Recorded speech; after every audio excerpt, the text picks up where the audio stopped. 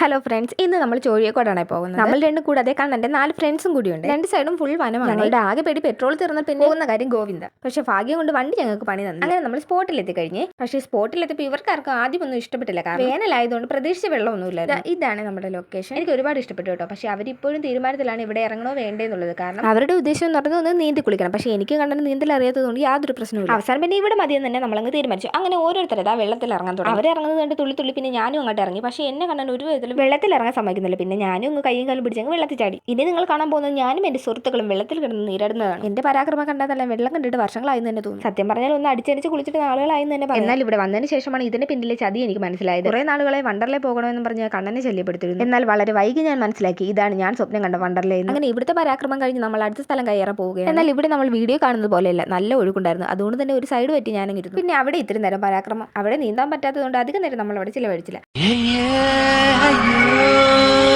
ഞാനൊന്നും അറിയില്ല. ഇവൻ പിന്നെ കണ്ണന്റെ അടുത്ത്.